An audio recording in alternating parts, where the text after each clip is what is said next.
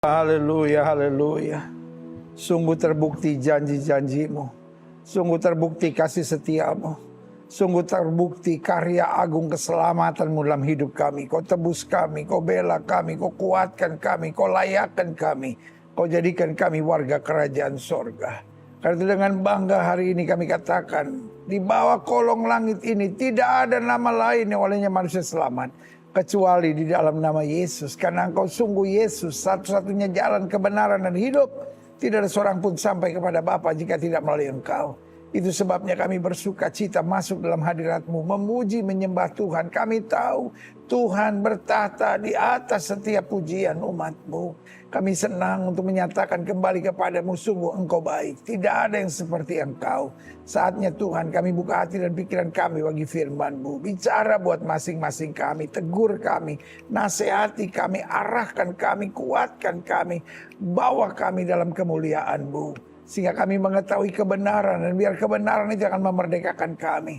Karena kami sadar manusia hidup bukan dari roti saja, tapi dari setiap firman yang keluar dari mulutnya Allah.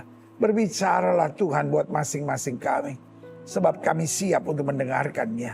Di dalam nama Yesus kami berdoa. Dan kami siap untuk menerima firman Tuhan. Yang siap menerima firman Tuhan. Sama-sama kita katakan amin. Haleluya, haleluya, haleluya. Salam semanggi. Semangat pagi yang penuh semangat. Apapun yang terjadi, Yesus adalah Tuhan. Yesus mengasihi kita. Dan Yesus selalu menyediakan yang terbaik buat anak-anaknya. Haleluya. Saudaraku, selamat datang dalam program kita Semangat Pagi. Sebuah program doa pagi interaktif setiap pagi. Di mana setiap saudara diminta keaktifannya. Sehingga saudara bukan hanya nonton program ini. Tapi saudara beribadah. Makanya saya menyebutnya sebagai sel grup udara. Kita mungkin gak berkumpul di lokasi yang sama. Tapi kita punya visi yang sama, punya harapan yang sama, punya doa yang sama. Untuk kita makin bertumbuh, makin maju, makin dewasa, makin kuat di dalam Tuhan. Itu sebabnya saya minta keaktifan saudara. Baik dalam memuji, menyembah Tuhan. Jangan cuma denger-dengerin. Tapi betul-betul masuk dalam hadiratnya. Baik dalam menggali firman Tuhan, membacanya, merenungkannya. Bahkan dalam menaikkan doa-doa kita. Baik doa-doa pribadi, doa-doa keperluan, doa-doa sakit penyakit. Bahkan doa-doa buat bangsa dan negara. Karena kita percaya betul doa orang benar besar kuasa. Lalu kemudian juga diminta keaktifan saudara. Ada kalanya saya minta saudara mendeklarasikan sesuatu, mencatat sesuatu. Bahkan kalau ada permohonan-permohonan doa silakan disampaikan.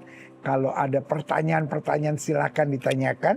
Dan kalau ada kesaksian-kesaksian silahkan dibagikan. Sehingga kita semua makin maju dalam terang anugerah kasih Tuhan. Haleluya. Selalu saya ingatkan jangan lupa tersenyum, jangan lupa bahagia, jangan lupa sukacita.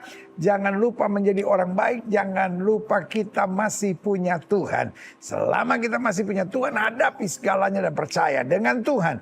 Kita cakap menanggung segala perkara. Haleluya. Saudaraku yang kasih dalam Tuhan, pagi hari ini saya begitu bersukacita. Karena saya tidak sendiri lagi. Mungkin saudara pikir, ini kok pendeta sendiri terus. Hari ini bersama dengan putra bungsu saya, Graves Gilbert Lumoindong. Haleluya. Salam semanggi. Salam semanggi. Semangka, semangat kakak. Haleluya. Apa kabar? Baik, Dad. Dan bagaimana hari ini? Hari ini luar biasa dan hari ini ada satu pertanyaan dan kesaksian dari anggota keluarga besar Semangat Pagi. Haleluya. Dan yang pertama ada dari Emi Rahel. Apa ini? Pertanyaan atau kesaksian? Ini adalah pertanyaan. Shalom Pastor Gilbert, selamat melayani. Bapak Gilbert, saya ikut Tuhan Yesus sudah 33 tahun semenjak ikut suami. Dan saya mau pertanyakan, saya sudah berdoa, tapi sampai saat ini apa yang saya doakan belum Tuhan nyatakan. Bagaimana caranya untuk berdoa supaya Tuhan jawab? Haleluya. Jadi buat Bu Emi intinya begini. Jawaban doa itu bisa 4. Bisa iya, bisa tidak, bisa tunggu, bisa bertindaklah atau berimanlah. Nah jadi maksud gini. Iya itu artinya kita minta Tuhan saya sakit sembuhkan. Tuhan bilang iya kita sembuh. Ada kalanya kita berdoa gini, Tuhan saya mau minta rumah di Jalan Jambu nomor 4 misalnya. Tapi yang Tuhan kemudian sediakan di Jalan Krekot nomor 19 misalnya, ya kan? Jadi Tuhan bilang tidak gitu. Dan kalau Tuhan bilang tidak bukan berarti Tuhan mengecewakan kita. Tapi Tuhan punya sesuatu yang lebih baik buat kita. Jadi waktu kita menerima tidak, jangan kecewa dulu. Jangan berontak, tetap sabar, tetap setia. Ada yang terbaik yang Tuhan sediakan. Yang ketiga, yaitu tunggu. Kita berdoa nih, Tuhan sembuhkan saya dari penyakit saya Tuhan. Saya ingin, saya punya rumah sekarang Tuhan. Saya punya kendaraan sekarang. Tuhan, saya ingin menikah tahun ini. Lalu tiba-tiba kita nggak dapat. Tapi bukan nggak dapat. Tuhan sedang bilang tunggu. Waktu Tuhan pasti yang terbaik. Ya Ibu Emi ya. Lalu yang keempat adalah bertindaklah. Gitu. Jadi kadang-kala kita minta, tapi kita nggak beriman. Kita minta, kita nggak bertindak. Nah, tetapi kita udah minta, kita udah beriman, kita udah bertindak, tapi belum dapat. Siapa tahu Tuhan sedang bilang, tidak. Aku tidak mengabulkan permintaanmu. Karena aku sedang menyediakan sesuatu yang lebih baik bagimu. Jadi intinya buat Ibu Emi, bersyukurlah. Kalau Tuhan belum memberikan yang Ibu doakan, satu, either belum, jadi ibu tinggal tunggu, atau memang Tuhan belum sediakan. Karena Tuhan menyediakan sesuatu yang lebih baik, lebih indah, lebih dahsyat, dan lebih luar biasa. Intinya apa yang terjadi, syukuri. Apa yang terjadi, imani. Apa yang terjadi, bersukacitalah. Apa yang terjadi, tetap jadi pelaku-pelaku firman. Maka apa yang tidak pernah kita pikirkan, itu yang Tuhan sediakan ya. Ibu Emi dan semua yang mewakili pertanyaan ini, karena mungkin bukan saudara yang bertanya, tapi saudara pikir-pikir, iya benar juga ya. Sebetulnya itu menjadi pertanyaan saya juga. Hari ini doa saya mendapat jawabannya. Haleluya. Satu lagi apa? Yang kedua dari Ibu Marsha. Selamat pagi Pendeta Gilbert dan tim. Salam semanggi. Saya mau bersaksi kebaikan Tuhan. Amin. Saya punya benjolan di payudara yang saya tidak pernah berani untuk memeriksa. Tiap hari saya selalu memegang bagian yang sakit ketika Pendeta Gilbert berdoa di layar. Lama-lama saya merasakan mengecil dan puji Tuhan mujizat terjadi. Sudah 1 minggu lalu sudah tidak ada. Tapi setiap pendeta bilang taruh tangan di bagian yang sakit. Selalu saya lakukan sampai saat ini. Terpujilah Tuhan. Haleluya. Terima kasih pendeta dan tim. Saya mendapatkan mujizat. Amin. Haleluya. Jadi Ibu Marsha, kesaksian yang luar biasa. Benjolan di payudaranya hilang. Jadi sekarang ibu tidak perlu doa lagi untuk kesembuhan, tapi ibu doa syukur. Jadi setiap kali tumpang tangan ke bagian yang sakit, katakan terima kasih Tuhan, saya sudah disembuhkan. Terima kasih Tuhan, saya sudah disembuhkan. Karena ketika kita tahu bersyukur, maka kesembuhan kita dimeteraikan. Wow, haleluya. Dan buat setiap saudara, kalau Ibu Marsha bisa disembuhkan Tuhan, kita semua bisa disembuhkan. Karena yang menyembuhkan bukan saya, tapi yang menyembuhkan satu Tuhan Yesus. Dan yang kedua iman saudara. Karena sesuai dengan imanmu jadi padamu. Iman kepada apa? Kepada Tuhan Yesus. Haleluya. Haleluya. Gravens, Ya. Tuhan itu baik. Hari ini kita melanjutkan pembahasan kita. Karena kita sekarang sudah masuk pada pembahasan di Matius pasal 17. Jadi Injil Matius 17 ayat ke-14 sampai ayat yang ke-21. Dan kalau Dad boleh memberi judul, maka judulnya adalah iman sebesar biji sesawi. Kadangkala kita nggak sadar bahwa iman sebesar biji sesawi dapat memindahkan gunung. Ada banyak orang imannya sebesar gunung, nggak bisa memindahkan biji sesawi. Nah, jadi hari ini kita mau bahas Matius 17 ayat 14 sampai 21. Di bawah judul perikop, Yesus menyembuhkan seorang anak muda yang sakit ayan. Nah, ini dia. Coba. Matius 17 ayat 14 sampai 21. Ketika Yesus dan murid-muridnya kembali kepada orang banyak itu, datanglah seorang mendapatkan Yesus dan menyembah. Katanya, Tuhan, kasihanilah anakku. Ia sakit ayan dan sangat menderita. Ia sering jatuh ke dalam api dan juga sering ke dalam air. Aku sudah membawanya kepada murid-muridmu, tetapi mereka tidak dapat menyembuhkannya. Maka kata Yesus, hai kamu angkatan yang tidak percaya dan yang sesat. Berapa lama lagi aku harus tinggal di antara kamu? Berapa lama lagi aku harus sabar terhadap kamu? Bawalah anak itu kemari. Nah, jadi waktu dia lapor, kami bawa kepada murid-muridmu dan murid-muridmu tidak dapat. Yesus nggak panik. Yesus nggak bingung. Aduh, kenapa ya? Gitu kan. Tapi langsung Yesus bilang, hai kamu angkatan yang tidak percaya dan yang sesat.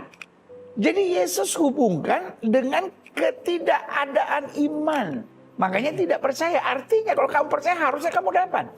Karena kesembuhan adalah hak mutlak kita sebagai orang percaya. Jadi gini, kalau doa untuk menikah tahun ini, doa untuk dapat rumah, doa mau jadi dokter, belum tentu dikabulkan Tuhan.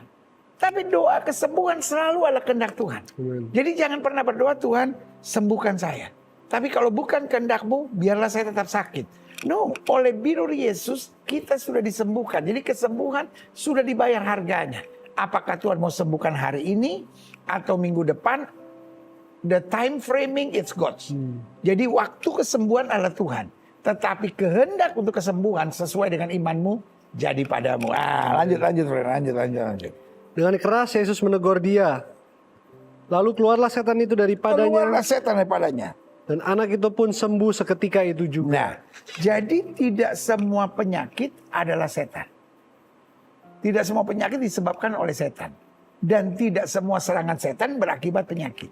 Jadi kita jangan langsung mengeneralisasi, oh ini Yesus karena ada orang sakit ayan, ini ada setan. Berarti semua sakit ayan ada setan. Enggak juga gitu. Dan serangan setan enggak harus juga sakit ayan gitu. Jadi serangan setan bisa macam-macam. Dan penyakit ayan juga bisa terjadi macam-macam. Tapi kali ini Yesus melihatnya, Yesus meyakini, Yesus mendapat pernyataan bahwa orang ini sakit ayan karena kerasukan setan. Karena itu diusir. Lanjut. Kemudian murid-murid Yesus datang dan ketika mereka sendirian dengan dia bertanyalah mereka, mengapa kami tidak dapat mengusir setan itu? Dia berkata kepada mereka, karena kamu kurang percaya. Sebab aku berkata kepadamu, sesungguhnya sekiranya kamu mempunyai iman sebesar biji sesawi saja, kamu dapat berkata kepada gunung ini pindah dari tempat ini ke sana, maka gunung ini akan pindah dan takkan ada yang mustahil bagimu. Dan dijelaskan di sini juga jenis ini nih, jenis serangan setan yang membuat ayan ini tidak dapat diusir kecuali dengan berdoa dan berpuasa. Jadi doa dan puasa adalah kekuatan tertinggi dalam iman percaya kita. Artinya kalau kita udah nggak tahu lagi mesti buat apa, pray and fast, berdoa dan puasa. Puasa di sini bukan aksi mogok makan. Karena banyak orang, aduh gue doa-doa belum dijawab, aduh gue puasa deh. Tuhan gak kesian nih, saya udah puasa nih gitu. Jadi kayak aksi mogok makan gitu. Tapi puasa itu artinya refrain from food. Kita mengosongkan diri, memberhentikan segala kesibukan dengan urusan makan, supaya kita bisa lebih fokus dengan Tuhan. Jadi orang kalau sambil nunggu buka puasa lalu main game, sambil nunggu buka puasa jalan-jalan di mall, itu bukan puasa, itu namanya diet. Karena kalau puasa yang sejati, kita refrain from food gitu, kita kurangi hal-hal makanan, hal duniawi, karena kita mau lebih deep in God gitu. Jadi artinya kita banyak doa, banyak penyembahan, banyak baca Alkitab gitu, banyak merenungkan kasih Tuhan gitu, supaya kita stronger in faith gitu, supaya iman kita makin dikuatkan, kita makin diarahkan untuk apa kehendak dan maksud Tuhan. Haleluya. Nah, jadi Ravens, di sini yang ditekankan begini, kunci penting dalam kehidupan pada dasarnya setiap orang harus miliki. Jadi gini, untuk orang bisa sukses, untuk orang bisa berhasil, untuk orang bisa mendapatkan apa yang diharapkan, minimal ada 4. Yang pertama harus punya pengetahuan. Jadi banyak orang nggak bisa maju kalau bodoh gitu. Bodoh itu bukan karena nggak punya pengetahuan, karena tidak mau dikasih tahu gitu, tidak mau diajar gitu. Jadi orang itu harus punya pengetahuan. Nah, pengetahuan ini tidak harus pengetahuan yang sifatnya ilmu. Jadi bisa aja pengetahuan tentang gitar, pengetahuan tentang olahraga, pengetahuan tentang seni gitu ya kan. Pokoknya setiap orang harus punya pengetahuan. Karena pengetahuan ini awal dari banyak langkah-langkah keberhasilan dia buat. Nah, lalu yang kedua, setelah punya pengetahuan harus punya hikmat gitu ya kan. Karena kalau nggak punya hikmat, akhirnya bablas aja gitu. Ya kan ada banyak orang seringkali nggak bisa maju bukan karena nggak pinter, nggak hebat. Tapi kurang hikmat aja, orangnya emosional gitu. Orangnya memaksakan kehendak gitu. Jadi yang pertama harus punya pengetahuan. Nah pengetahuannya apa? Jangan kita coba belajar mengetahui segala-galanya. Karena everything mean nothing kadang-kala gitu. Jadi kita fokus aja dulu dari ini yang kita tahu. Lalu lama-lama makin lama makin luas. Jangan biasakan pengetahuan yang cawe-cawe, campur-campur gitu ya, repot juga gitu ya. Yang kedua harus punya hikmat, tuntunan Tuhan untuk langkah-langkah tepat ya. Hikmat ini menentukan karakter dan sifat. Ada banyak orang gagal bukan karena nggak mampu, tapi sifatnya jelek gitu. Orangnya irian gitu, orangnya mau menang sendiri, orangnya nggak bisa bekerja sama orang, suka memaksakan kehendak, cenderung menjajah kan gitu. Lalu yang ketiga yaitu skill dan keahlian. Jadi setelah punya pengetahuan, dia punya skill nggak gitu, punya keahlian nggak di bidangnya. Ada banyak orang tahu, tapi sok tahu gitu. Nah, karena pengetahuan tanpa pengejawantahan, waduh, bahasa tinggi banget. Wih, bahasa metik di mana itu ya kan? Jadi tanpa pembuktian diri juga nggak berarti banyak. Makanya ada istilah namanya skill. Karena skill tanpa pengetahuan, ujung-ujungnya juga terbatas gitu ya kan, sama kayak orang main bola yang cuman ya itu aja ya, dia punya skill tapi dia nggak punya pengetahuan, salah tendang akhirnya salah urat nanti kan gitu. Jadi kan dia mesti punya pengetahuan juga. Jadi pengetahuan, hikmat, lalu skill dan keahlian gitu. Baru yang keempat harus punya iman. Orang udah punya semua tapi khawatir, penakut, aduh nanti gimana kalau begini, terus pikirnya kemana juga nggak maju-maju. Kan dia harus punya iman. Saya udah punya pengetahuan, saya udah punya karakter, saya udah punya skill, saya sudah minta Tuhan hikmat, Tuhan pasti tolong saya, ya kan gitu. Jadi imannya itu yang memberi keberanian. Misalnya orang main bulu tangkis, kadang-kadang kita pikir, waduh ini musuh saya lebih jago gitu. Kalau kita udah kalah sebelum bertanding kan repot. Jadi apapun yang kita kerjakan, ujung-ujungnya setelah kita punya pengetahuan, kita punya hikmat, kita punya skill, maka harus dilengkapi juga dengan iman. Nah, bagaimana menurut Driver? Betul, iman itu yang membuat sempurna ya, Dad. Karena dari yang aku belajar yang dari Dad sebut tadi, itu juga kita tuh juga harus rajin, Dad. Tadi ada pengetahuan, ada skill. Kalau mungkin kita tahu sesuatu tapi kita nggak rajin, kita nggak terus kita cari tahu, nggak terus kita ingin belajar, ada tantangan sedikit kita langsung nyerah. Ujung-ujung pengetahuan dan skillnya tidak akan maksimal. Harus ada kerajinan. Tapi iman yang menyempurnakan. Kalau sudah setuju, deklarasikan iman menyempurnakan. Iman menyempurnakan. Iman menyempurnakan. Iman menyempurnakan. Ketik di live chat saudara sekarang, iman menyempurnakan. Nah, jadi ada pengetahuan, ada hikmat atau karakter, ya kan. Lalu ada skill, lalu ada iman. Lalu juga harus ada kerajinan, nah ya kan, karena kalau nggak rajin ya kan, ya akhirnya ya males, akhirnya cuman orang males nggak maju-maju. Nah jadi selanjutnya, Van, lihat pelajari gini, adapun pentingnya iman, kenapa iman tuh menyempurnakan gitu, karena iman dasar pengambilan keputusan. Kenapa misalnya orang pacaran tidak disarankan yang tidak seiman gitu. Ada banyak orang kan lagunya apa tuh yang bilang, meskipun kita beda tapi kita apa? Meskipun kita beda agama atau beda iman itu kan. Kan ada lagu apa? Ambon apa lagu Kupang itu kan. Nah, jadi intinya banyak orang membenarkan loh kita kan saling cinta gitu. Tapi iman adalah dasar pengambilan tertinggi dalam hidup manusia. Jadi betul dasarnya sama-sama cinta. Tetapi ketika ngambil keputusan cinta nggak cukup. Jadi misalnya anak sakit. Ketika kita beriman udah kita doain dulu. Ya kan bilang enggak jangan doa, bawa ke dokter dulu gitu. Tapi yang satu bilang iya kita bawa ke dokter tapi doa dulu gitu. Nanti salah dokter lagi kita bawa. Jadi kan akhirnya jadi ribut untuk hal-hal yang nggak perlu. Misalnya lagi kurang uang, ya udah kita doa, kita bersyukur aja sama Tuhan. Nggak bisa dong cuma bersyukur. Nah, jadi akhirnya banyak konflik terjadi karena imannya beda gitu. Padahal iman adalah dasar pengambilan keputusan gitu. Nah, yang kedua, adapun pentingnya iman, jadi di sini juga mengajar kepada kita kenapa pacaran harus seiman gitu. Karena yang pertama iman dasar pengambilan keputusan. Yang kedua iman mengarahkan pada sifat dan perilaku. Orang kalau punya iman, sifat dan perilakunya makin hari makin serupa dengan Kristus. Karena kan dia baca Alkitab, dia tahu apa yang boleh, apa yang tidak boleh. Tapi orang kalau nggak ada iman, akhirnya tergantung kesuksesan dia. Kalau dia kaya, akhirnya jadi angkuh gitu, jadi belagu. Kan dia butuh gua, kan gitu. Jadi akhirnya tanpa iman perilaku orang ini makin nggak jelas gitu ya kan. Karena orang kalau nggak punya iman dia pikir juga nipu juga nggak apa-apa, kepepet gitu, ya kan. Makanya Kalau orang pacaran nggak seiman mungkin masih oke. Pas udah menikah, ada masa-masa kepepet. Orang yang tidak beriman akan bilang, ya udah yang penting kan dapat duit, yang penting gitu kan. Tapi orang beriman kan bukan soal yang penting. Saya lakukan dulu firman Tuhan, cari dahulu kerajaan Allah serta kebenarannya, semuanya akan ditambahkan kepadaku kan gitu. Baru yang ketiga, pentingnya iman. Iman menuntun pada sukacita. Orang kalau punya iman, itu dia bersukacita bukan karena keadaannya menyenangkan, tapi dia menyenangi semua keadaan.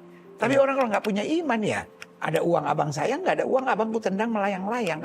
Gitu. Jadi kenapa setelah menikah banyak orang yang pacarannya mungkin udah 10 tahun, 15 tahun gitu. Tiba-tiba pas udah nikah bermasalah gitu ketika nggak seiman. Karena sukacitanya beda. Yang satu sukacitanya kalau semua beres gitu. Tapi orang beriman sukacitanya karena tahu Tuhan yang akan membereskan segala sesuatunya kan gitu kan. Baru yang keempat, pentingnya iman. Iman menjadikan hidup berkualitas. Orang kalau punya iman nggak mau GGD, nggak mau gitu-gitu doang gitu, nggak mau gini-gini aja gitu. Karena dia selalu mau meningkat, dia mau selalu lebih baik, dia mau selalu lebih jadi berkat, dia mau selalu belajar, dan dia mau selalu menjadi berkat. Nah, gimana menurut kalian? Amin. Memang betul kita beriman, tetapi iman tanpa perbuatan pada hakikatnya mati. Iman tanpa perbuatan pada hakikatnya mati. Jadi betul kita mengimani sesuatu, tetapi kita ingat, kita jangan hanya cuman beriman tapi harus balance. Kita beriman, kita dekat sama Tuhan, dan kita lakukan yang terbaik untuk menjadi berkat. Haleluya. Jadi saudaraku, bagaimana kita tahu iman kita? Tunjukkan lewat perbuatan-perbuatan kita. Kalau kita sebut beriman, tapi suka ngomongin orang, beriman suka putus asa, beriman suka ngeluh, beriman suka kecewa. Iman lu bukan iman sebesar biji sesawi. Iman lu seperti iman semut nggak jelas. Nah, yang terakhir, Pak, kita pelajari. Jadi Kristus menyatakan iman kita seyogianya. Ini kan lagi hari pembahasan bahasa yang bagus-bagus nih. Jadi pagi ini ada roh bahasa ini di sini. Jadi Kristus menyatakan iman kita seyogianya adalah iman sebiji sesawi gitu. Nah, apa ini iman sebesar biji sesawi? Ada banyak bilang, oh iman saya sebesar gundu gitu. Nah, ini bukan soal size, ini bukan soal size-nya gitu. Tapi soal activity-nya. Banyak orang pikir iman sebesar biji sesawi bisa pindahkan gunung. Saya punya iman sebesar gunung nggak bisa pindahin biji sesawi gitu. Jadi karena yang dia pikir size, padahal yang Tuhan ngomong bukan size-nya tapi activity-nya. Jadi yang dia pelajari, yang pertama, jika kita miliki iman sebesar biji sesawi, kita dapat menolong orang lain. Karena kan soal activity-nya. Yang tadi Evan bilang kan, iman tanpa perbuatan pada hakikatnya mati. Jadi iman yang aktif, iman yang bukan self-centered. Iman yang bukan jadikan kita the center of the universe gitu. Tapi iman yang menjadikan kita menolong orang lain. Makanya murid-muridnya kan selalu mikirin dirinya sendiri. Ketika ada orang sakit ya it's okay. Kalau bisa, enggak gitu. Tapi Yesus bilang kamu gak punya iman. Kamu hanya punya pemikiran buat dirimu sendiri gitu. Tapi kalau kamu punya iman, kamu peduli dengan orang lain. Kan gitu kan. Lalu yang kedua, jadi iman bukan hanya untuk kepentingan diri gitu. Jadi yang kedua, jika kita memiliki iman sebesar biji sesawi, kita tidak akan sesat. Kenapa? Karena dengan punya iman sebesar biji sesawi kan aktif. Kita mau terus belajar, kita mau terus menggali, kita mau terus dinasehati, kita mau terus ditegur, dan kita mau menjadikan Kristus sebagai our measurement gitu, sebagai titik tolak pengukuran kita gitu. Dan yang ketiga, jika kita dapat memiliki iman sebesar biji sesawi, jika kita tekun berdoa dan berpuasa. Artinya iman sebesar biji sesawi bukan cuma muncul. Karena iman ya semua orang bisa punya iman. Tapi apakah iman kita mati atau iman kita aktif? Jadi kembali bukan soal size-nya sebesar apa. Lalu lihat iman lu sebesar apa? Setengah biji sesawi. Oh gue udah 3/4 gitu ya kan. Jadi bukan soal compete about the size. Tapi bagaimana kita menjadikan iman kita aktif. Dan iman itu bisa aktif kalau kita isi dengan doa dan puasa. Gimana menurut gue? Setuju. Dan mungkin bagi banyak orang mereka mikir bahwa seperti yang Dad bilang, mogok makan tadi. Jadi puasa bukan diet, puasa bukan supaya badan kita kurus, tetapi puasa itu kita menggantikan apa yang biasa kita lakukan, kita pakai untuk dekat sama Tuhan. Mungkin buat sebagian orang itu puasa medsos, mungkin pagi-pagi dia bangun, dia langsung buka medsos, Mungkin ada juga itu puasa baca koran, mungkin bagi bapak-bapak pagi-pagi langsung baca koran. Tapi puasa kita mulai apapun yang kita lakukan, kita mulai hari dengan baca Alkitab, dengan puji-pujian, supaya kita makin. Jadi bisa puasa game juga, bisa puasa juga. Omongin orang juga, ya kan? Itu yang sulit. Ibu-ibu yang suka bakar lota, kata orang Manado bilang, tahu bakar lota. Bicara orang, gimana sudah tahu itu ya. Nah itu bagus juga. Kadang-kala engkau puasa nggak makan tapi ngomongin orang.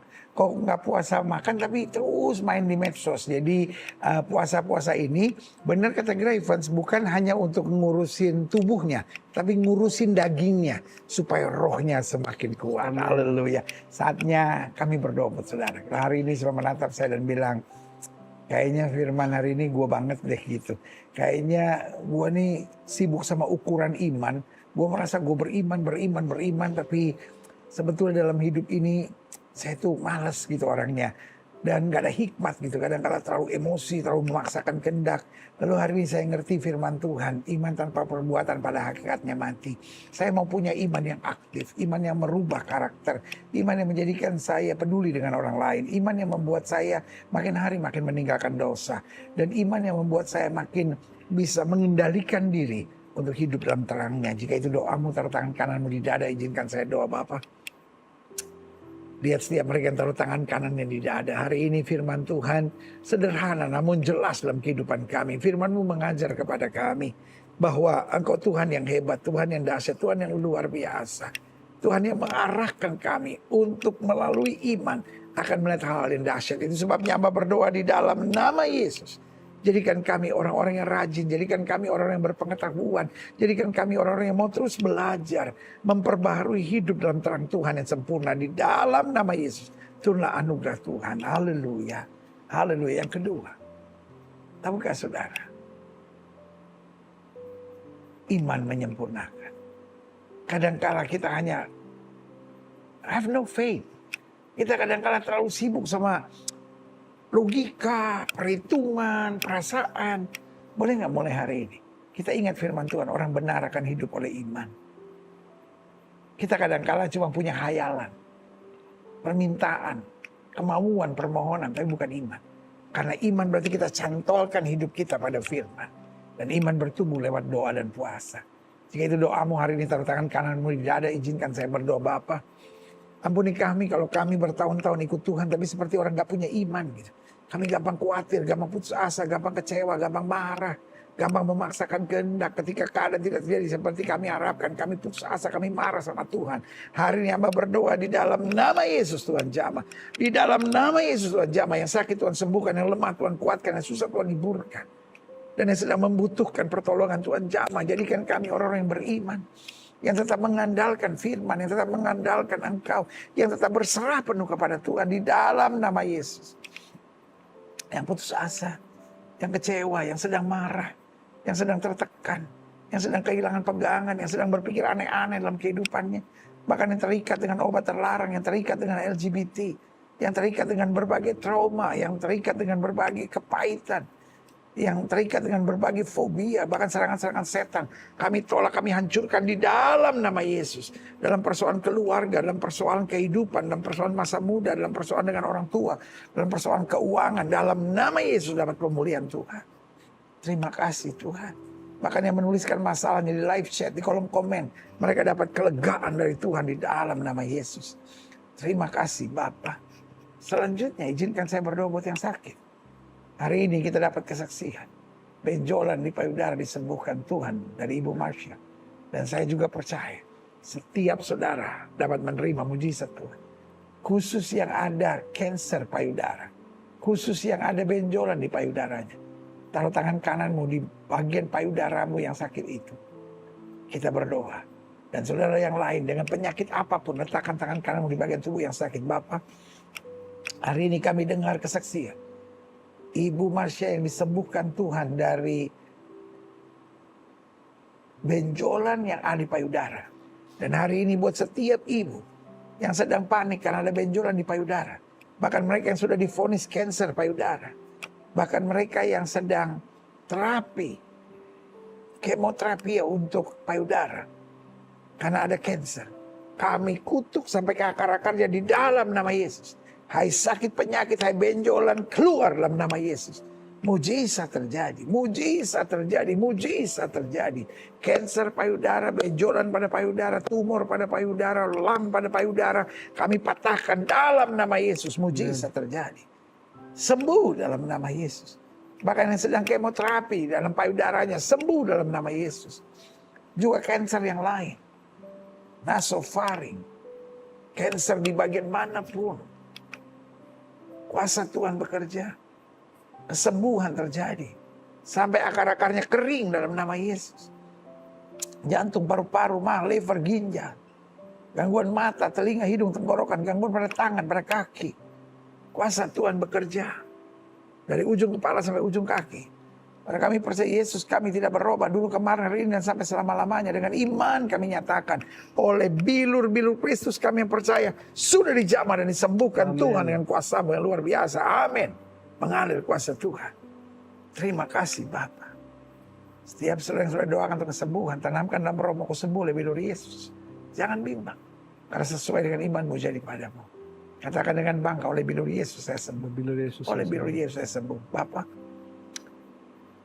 hamba mengasihi jemaatmu satu persatu. Apa yang Tuhan taruh di hati hamba sudah hamba sampaikan bagi umatmu. Hamba doa firman termeterai. Apa saja yang mereka kerjakan dibuat Tuhan berhasil.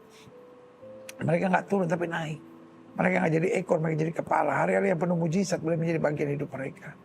Keluarga mereka diberkati. Dan hari-hari hidup mereka terus mengandalkan Tuhan. Bangsa negara kami Indonesia, selamatkan ya Allah. Damai sejahtera di Indonesia. Umat mayoritas di bangsa ini Tuhan bimbing, Tuhan tuntun. Tuhan bawa pada damai sejahtera dan keselamatan.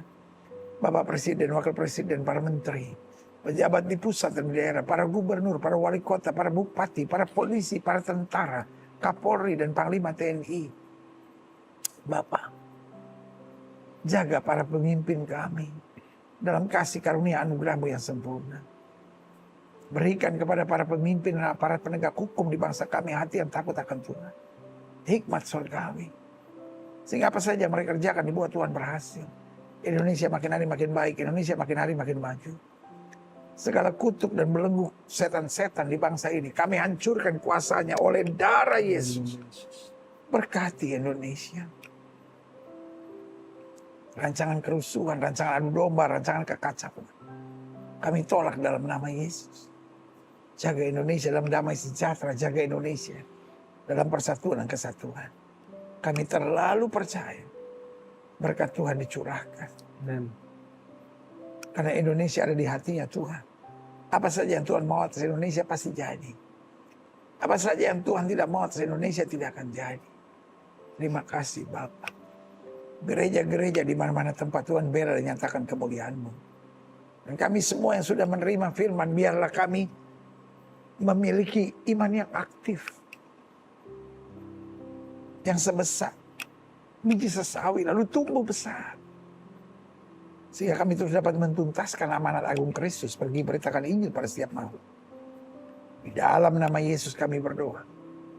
Kami siap jadi pelaku firman. Haleluya. Dan akhirnya, saudara-saudara sekalian, kekasih-kekasih Kristus, mata hatinya Kristus, ingatlah bahwa Tuhan itu baik. Ingatlah selama kita tidak miring ke kiri maupun miring ke kanan, hidup kita akan diberkati. Kita nggak akan turun, tapi diangkat naik. Tidak akan menjadi ekor, dipimpin menjadi kepala. Terimalah berkat Tuhan. Kasih dari Allah Bapa. Pengorbanan dan cinta dari Tuhan Yesus Kristus. Urapan, hikmat, kasih karunia, tuntunan, karunia, dan buah-buah Roh Kudus akan terus menyertai hidup kita masing-masing mulai saat pagi hari ini. Di doa pagi, semangat pagi ini sampai Maranatha. Yesus Kristus datang kembali untuk menjemput setiap orang yang hidup sesuai kehendaknya. Bersama kita katakan amin, amin, amin. Haleluya.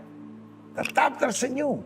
Bersama Yesus kita cakap menanggung segala perkara. Sama-sama bilang, hari ini hari berkat. Hari ini hari berkat. Hari ini hari sukacita. Hari ini hari sukacita. Hari ini hari kemenangan. Hari ini hari kemenangan. Hari ini hari mujizat. Hari ini hari mujizat. Hari ini hari yang baik. Hari ini hari yang baik. Haleluya, haleluya, haleluya. Di layar Bapak Ibu Saudara sekalian ada nomor-nomor rekening, dan kalau Roh Kudus menggerakkan Bapak Ibu untuk memberikan yang terbaik, pasti lakukan dengan sukacita dan sukarela. Karena apa saja yang kita berikan dengan sukacita dan sukarela, berkat Tuhan luar biasa. Tetap semangat. Inilah hari yang dijadikan Tuhan buat kita. Tetap puji-puji Tuhan sebab dia baik. Bahwasanya itu selama-lamanya kasih setianya. Saya Gilbert Lumoindong bersama dengan putra bungsu saya Gravens Gilbert Lumoindong. Tetap semangat, semangka, semangat. Haleluya. Sampai besok. Haleluya.